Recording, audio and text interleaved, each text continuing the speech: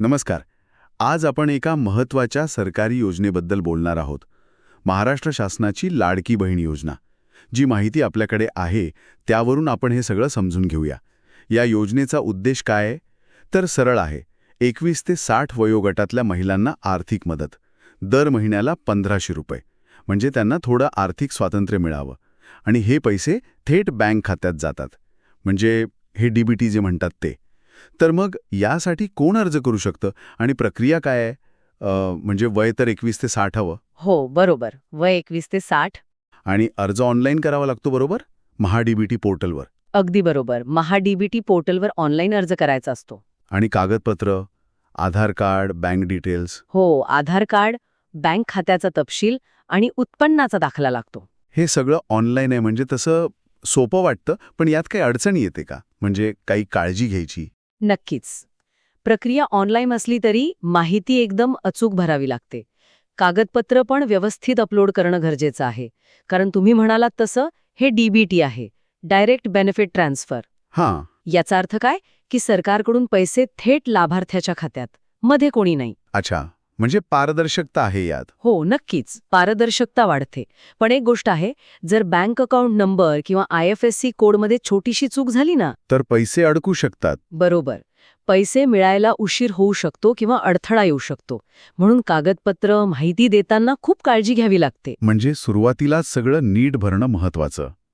ठीक आहे, आता समजा अर्ज मंजूर झाला, तर मग पैसे कधी मिळणार?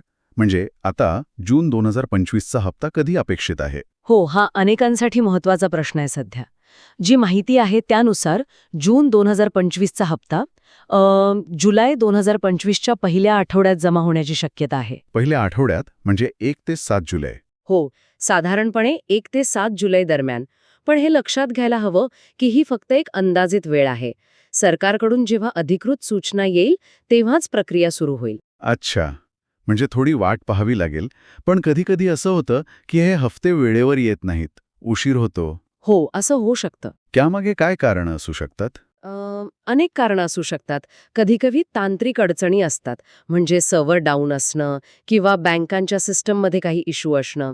आणि कधी-कधी लाभार्थ्यांच्या माहितीत काही बदल झालेला असतो, जसं की KYC अपडेट नसेल किंवा बँक खातं काही कारणाने बंद असेल. अच्छा. यामुळे पण पैसे अडकू शकतात. हो, त्यामुळे जर हप्ता लगेच नाही आला तर एकदम काळजी न करता थोडं थांबून महाडीबीटी पोर्टलवर स्टेटस चेक करणं महत्वाचं आहे. हे महत्वाचं आहे की लगेच पॅनिक होऊ नये. पण समजा काही दिवस थांबूनही पैसे आले नाहीत किंवा अर्ज अजून पेंडिंग दिसतोय, मग काय करायचं? कुठे विचारायचं? अशा वेळी गप्प न बसता पाठपुरावा करायला हवा. हं. माहितीनुसार स्थानिक पातळीवर जे महिला व बाल विकास अधिकारी आहेत, अच्छा, त्यांच्याकडे. हो, त्यांच्याशी संपर्क साधता येतो. हं. किंवा तहसील कार्यालय आहे, जवळचं सेतू केंद्र आहे, हं. तिथे जाऊन पण चौकशी करता येते. तिथे त्यांना मार्गदर्शन मिळू शकतं की नक्की प्रॉब्लेम काय आहे आणि तो कसा सोडवायचा. म्हणजे मदतीसाठी पर्याय आहेत. याचा अर्थ फक्त अर्ज करून झालं असं नाहीये. नंतर पण लक्ष ठेवावं लागतं. अगदी बरोबर. नियमितपणे आपल्या अर्जाचं स्टेटस तपासणं गरजेचं आहे. बरोबर. महाडीबीटी पोर्टलवर आपलं बँक अकाउंट, आधार डिटेल्स हे सगळं अपडेटेड ठेवणं पण महत्वाचं आहे. आणि शासनाच्या सूचनांकडे पण लक्ष द्यायला हवं. नक्कीच.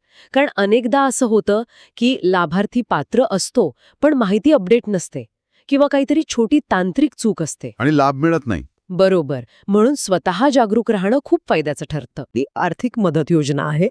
वय 21 ते 60. अर्ज ऑनलाईन महाडीबीटीवर. जूनचा हप्ता जुलैच्या पहिल्या आठवड्यात येण्याची शक्यता आहे. हो, पण थोडा उशीर होऊ शकतो. बरोबर. आणि काही अडचण आलीच तर स्थानिक अधिकारी, तहसील कार्यालय किंवा सेतू केंद्र इथे संपर्क साधता येतो. महिला सक्षमीकरणासाठी हे एक महत्वाचं पाऊल आहे, नाही का? नक्कीच. आणि या सगळ्यातनं एक मुद्दा पुढे येतो बघा. जरी डीबीटीमुळे पैसे थेट खात्यात जात असले तरी अडचण आल्यावर आपल्याला स्थानिक अधिकाऱ्यांवर अवलंबून राहावं लागतं, हे आपल्या स्रोतांमध्ये पण दिसतंय. खरंय. म्हणजे योजनेचं यश फक्त चांगल्या संकल्पनेवर नाहीये, तर खाली म्हणजे स्थानिक पातळीवरची जी यंत्रणा आहे ती किती प्रभावीपणे काम करते, किती संवेदनशीलतेने लोकांचे प्रश्न हाताळते, यावर खूप काही अवलंबून आहे. त्यांची कार्यक्षमता किती महत्वाची ठरते, हा एक विचार करण्यासारखा मुद्दा आहे.